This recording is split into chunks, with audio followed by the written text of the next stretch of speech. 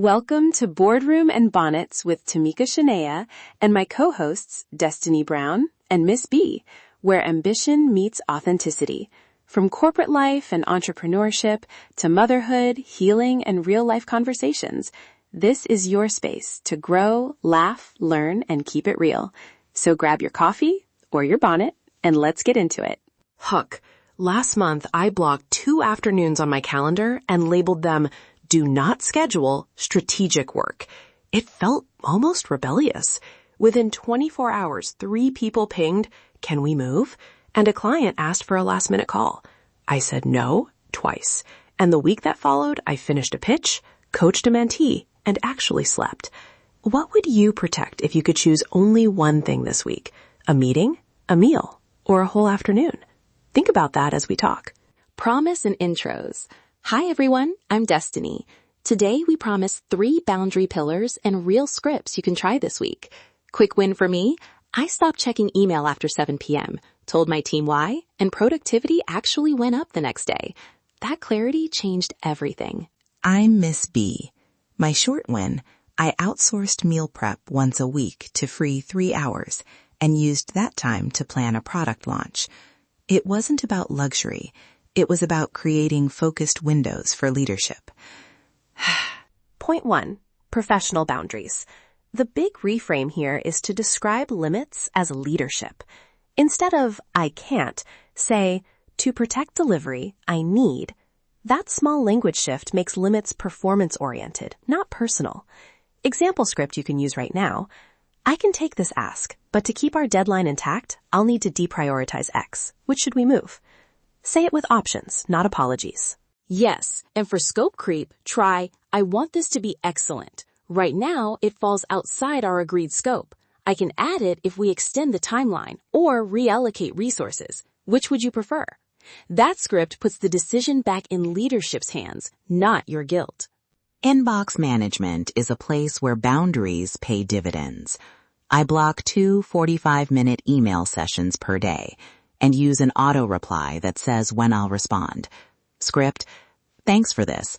Flagging to respond in my afternoon inbox window by 4 p.m. If it's urgent, please mark urgent and I'll address it sooner. That small automation reduces interruption and sets expectation. Quick tactical tip, when you negotiate meeting time, include the outcome in the invite. 30 minutes decision on vendor X forces a narrower agenda and less scope creep. And if you're asked to just attend, say, I can attend. To be most helpful, can you share the objective and pre-reading so I come prepared? That raises the bar for meeting quality. Point 2.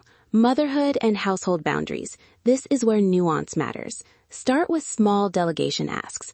A script for partners or co-parents. I need your help with mornings. Can you take Tuesdays and Thursdays for drop-off? I'll handle weekends.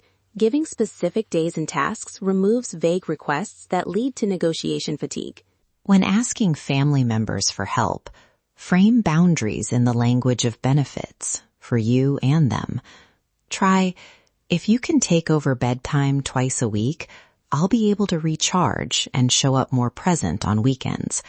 That creates shared stake. And for caregivers, build a written schedule and compensation clarity. It protects relationships and expectations. A personal story. I once accepted every school invite and found myself doubled up on weekends. I told my circle, I love being there, but I can't attend everything. I'll choose one event per month. Saying that out loud felt scary, but it gave me back creative time. It also taught my kids to value presence over attendance. Boundary language with kids evolves with age. For toddlers, simple choices work. You can pick the story or the pajamas tonight. For teens, negotiate responsibilities and consequences. And remember, delegation is a muscle. Start small, celebrate wins, then expand. Point 3. Energy budgeting and scalable self-care. Treat energy like a ledger. What costs energy? Meetings, errands, emotional labor. What pays back energy? Focused work, creative time, rest. Make a weekly energy budget and assign high energy tasks to your peak windows. Protect those windows like you would a board meeting. Micro rituals scale. My 3-minute morning grounding, a short journal prompt and 2 deep breaths, costs almost nothing, but sets the tone. Example, I'm doing a 15-minute creative block Tuesday morning. Please don't schedule meetings then. You can ask teams to respect recurring blocks the same way you expect them to respect recurring client calls. Also, accept that self-care adapts with season. When a baby arrives, your rituals might be nap-based. When launching a business, rituals might be shorter but more frequent. The point is consistency over perfection. Say aloud, this season, I can do 10 minutes a day. That's my commitment. Rapid role play.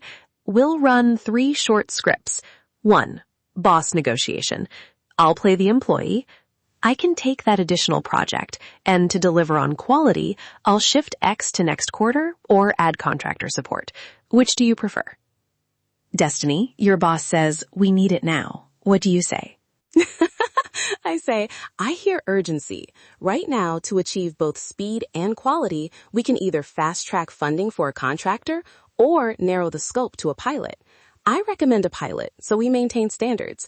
That phrasing offers solutions, not resistance. Role play 2. Partner negotiation. I say, I need Saturday morning for focused work. Can you handle breakfast and school prep, and I'll take evenings this week? Miss B, how do you recommend following up if they offer non-committal support? Ask for specifics. Thank you. Which tasks will you handle and at what time? If it's helpful, we can try this trial for 2 weeks and revisit. Setting a review point builds accountability and reduces fuzzy promises. Role play 3. Asking a caregiver or family member to help. I'd say, I appreciate your support. Could you take Wednesday evenings for 2 months? We'll pay X and I'll leave a clear checklist. Clarity plus compensation plus time limit makes the ask professional and humane. Key takeaways. 3 actions to try this week. 1. Create 1 recurring calendar block labeled Protected Strategic Work and defend it.